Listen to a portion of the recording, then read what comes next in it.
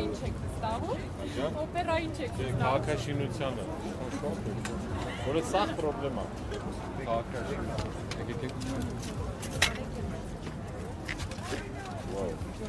Հա, գիտեք, հեշտ ընտրություն կատարել ես։ Վերջ։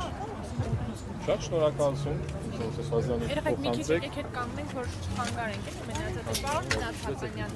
թեև ասացիք քաղաքաշինությանը, հա, չեք վստահում ինչ այստեղ տեղի։ Մորակարգ քաղաքաշինական այս պահին, բայց իրականում բայց քանի որ սա ավելի քաղաքական օրակարգ է, դուք ինչու չեք վստահում իշխանություններին։ Ցալենք մեր մատերը ոլորտներով կուզեք։ Այո։ Իրականում սա կատակ է, բայց եթե լուրջ վերաբերվենք, գիտեք, ես վերջերս օրինակ քաղաքացիական պայմանագրի կուսակցությունից որևէ մեկ որ պաշտոն է ստանում, եթե նկատել եք Facebook-ում ոնց որ իրար շնորհավորում են այդ մի քանի հոգի, չգիտեմ, 500,000 մարդ, գրում են իգործ։ Ես ուղղակի այդպես մենք մեր կուսակցությունով, հաղթանակ կուսակցությունների ընկերներով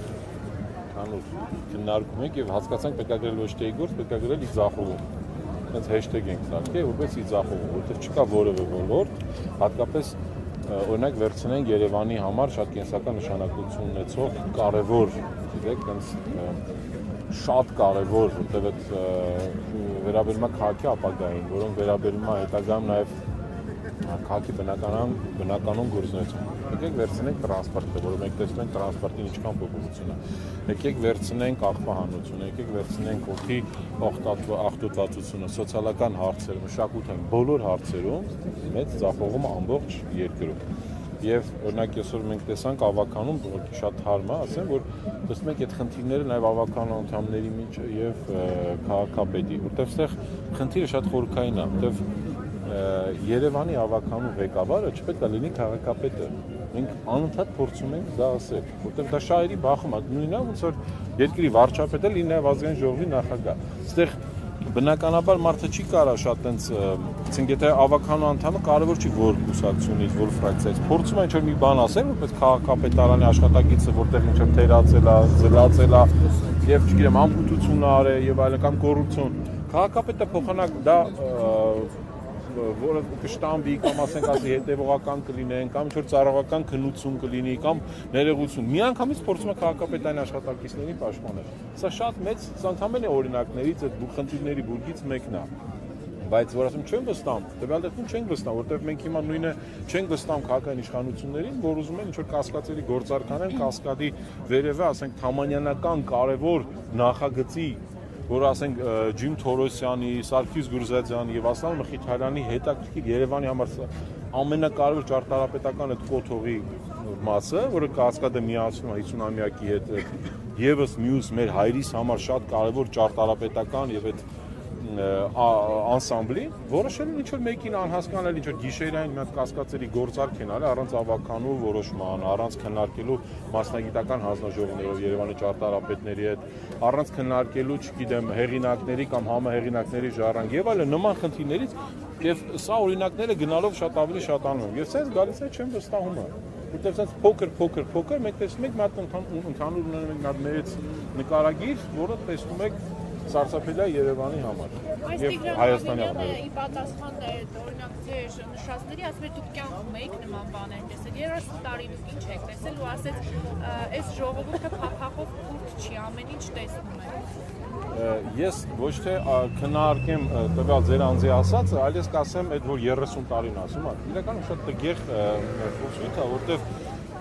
Սովորաբար նայում ենք Facebook-ում տարբեր նախարարությունների, մարզպետարանների, չգիտեմ, քաղաքապետարանի Երևանի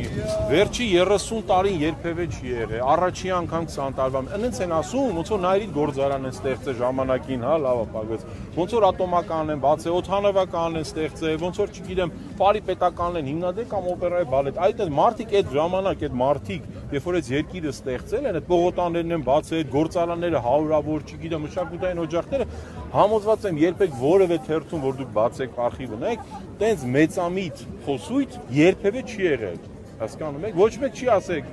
36, ասենք նույն այդ բուսաբանական այգին երբ որ հիմնել են, ոչ մեկ չի կանգնել թերթերում, ասա առաջի անգամ հայ ժողովրդի համար մարդիկ իրաց գլուխը կա խաղում են։ Դե նայում ես մի հատ հասարակ մարզպետա, քաղաքապետա միտեղ, չգիտեմ, համայնքապետա իր Facebook-ում էջում է այսօր աշխատանքային այսօր գնացի ես ինչ գյուղ, ոնց է ձեռ առնեն մարդը։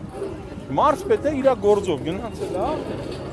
մի հատ ինչ-որ քաղաք, այսօր աշխատանքային այցով, այսպես բաներ կա, որ պետք է դուք բոլորս մենք եւ լրագրողները եւ ընդհանրապես քաղաքացիական հասարակությունը ուշադրություն դարձնեն։ Դրա համար էլ ստեղծում է շնորհակալություն Սրբազան շարժմանը, որ հատկապես երիտասարդականներին, որ այս բաներն նախաձեռնում, որ իրական որտեղ այս խնդրի լուծումը հավատացեք երիտասարդությունն է, որտեղ մենք վերջին Երևան քաղաքի ավական ընտրությունը 850,000 ընտրողից մասնակցել է 250,000-ից քիչ մարդ։ Եվ այդ հիմնական չմասնակցողը եղել են այս երիտասարդությունը, որտեղ մենք նաև հաղթանակ կուսակցությունով առաջարկեցինք, որ եկեք փորձենք, օրինակ գիտեք, մենք հիմա մասնակցում ենք նաև որպես դաշինք Փարաքար համայնքում, մենք ուզում ենք ասում ենք եկեք պիլոտային ծրագիր անենք, փոքր, փորձենք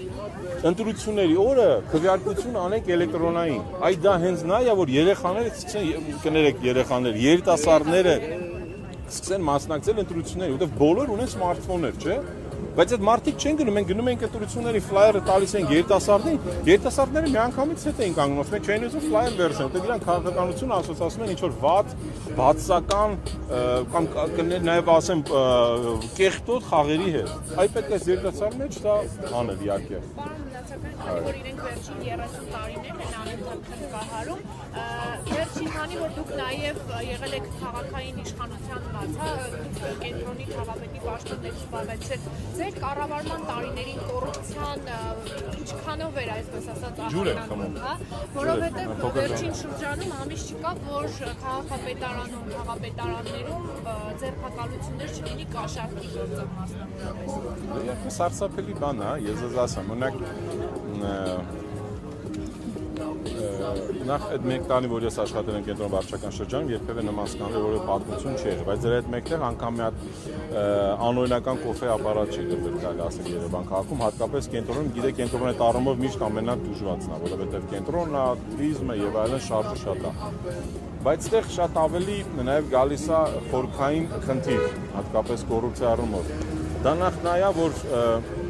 ոնց ասում եմ, ոնց որ ավականի եւ հարցը լուծվաշի Երևան քաղաքի մասին օրենքը, որ չպետք է քաղաքապետը լինի, հա, նույն ձև Երևանի շատ ճիշտ տեղաբաշխվածի խաղապետերի եւ վարչության պետերի գործառույթներ, որտեղ դրա համար այսօրվա այս մի քանի վարչության պետեր նախիներ կա, որ հիմա այդ գործով ասում են, ես իրականում շատ մեծ ցավ եմ ապրում, որտեղ նույն այդ այսօրվա կալանավորված անձանցից մեկը, որը ժամանակին ոստիկան էր, ինձ հետ հավասար եւ մեր շատ գործընկերներ, մենք հիշում ենք այս օպերայի կաֆեները ապամոնտաժեցին։ Եզակի մարդկանցից էր Գուրզաձյանը, որ մեր հետ որ այս օպերայի կաֆեներում իրոք այդ մարդիկ շատ բան են, այդ մնացած որ բոլոր մասնակիցները ճանաչում են, այդ 4 այս վերջինն եմ ասում, ամեն մեկը ինչ որ մի լավ բան արել է Երևան քաղաքի համար։ Բայց ես իմ համար ծիծաղալի որ լսում ինչ որ 100,000 դրամների համար այդ մարդիկ իրել են այդ պատմության մեջ։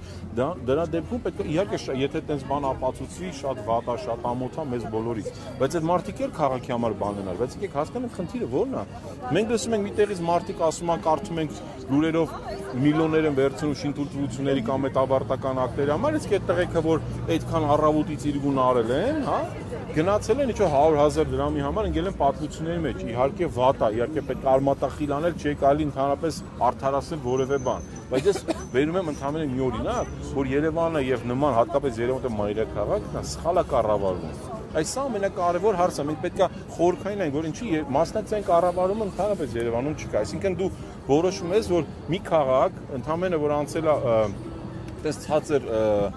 մասնակցություն ունեցել եւ ստացել են իրական բնակիչների 10%-ը դեռ չեն ստացել քվեն եւ այդ 10% 9% ստացած քվեով քաղաքական ուժը որոշում է որ գույքը հարկը պետք է բարձրացնել այն դեպքում մարդիկ տանը նստած առանց հարցնելու առանց ինչ որ որևէ բան նույն ասենք այդ չեմ ասում մնացած անտրամաբանական բաները որ աղբանությունը եւ այլն քառակուսի մետրով են աշուն տրանսպորտը ընդհանրապես մենք փորձում ենք քանի տարի ասում ենք Երևանում հասարակական տրանսպորտը պետք է լինի անվճար Ես ամենայն պատասխանատվությամբ ասում, խնդրում եմ պատրաստ եմ եւ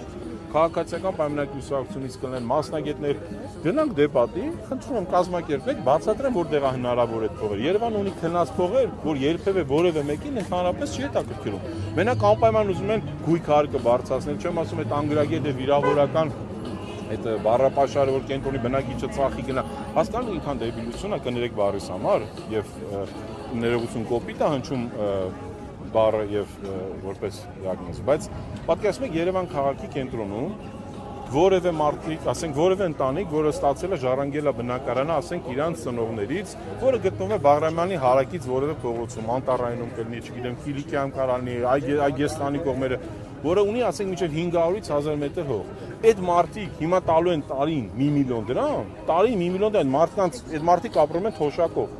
Այդ մարդիկ ապրեն թոշակով, տարին պետք է տան գույքատ։ Այն դեպքում, երբ որ նոր մարաշուն տներ կան, որ արժեն $5 միլիոն, վճարել են 150-200 դրամ։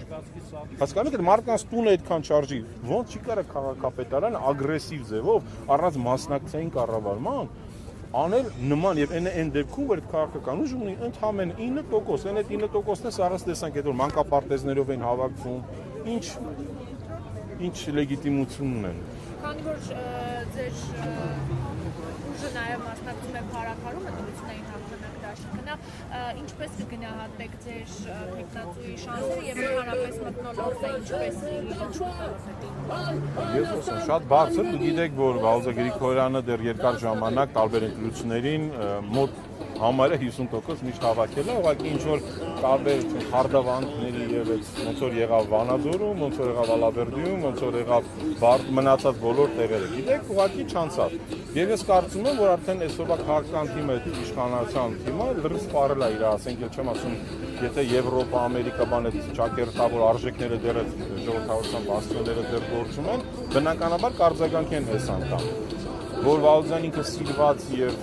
շատ ճանաչված մարդ է բոլոր խոշորացված համայնքներում, բոլոր գյուղերում եւ մենք երկու օրից մենք ենք արդեն միանալու նաեւ մենք պատրաստ ենք նաեւ որոշակի առաջարկություններ անել թե տարածքային զարգացման առումով սկսած հասարակական տարածքներից թե ընդհանուր վերաիմաստավորող տարբեր բաներ, այսինքն բոլոր գյուղերը պետք է ունենան իրենց հասարակական տարածքները, իրենց նորոգված մշակութային օջախները, ռեալ եւ ամենակարևորը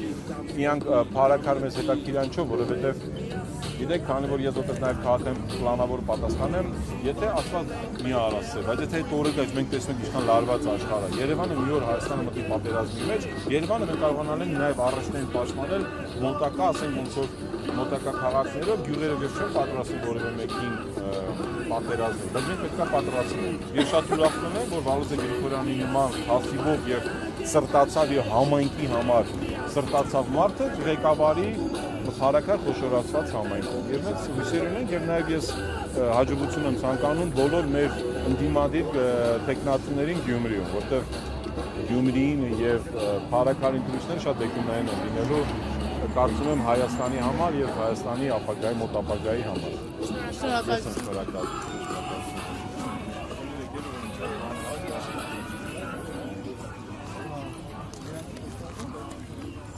Balkan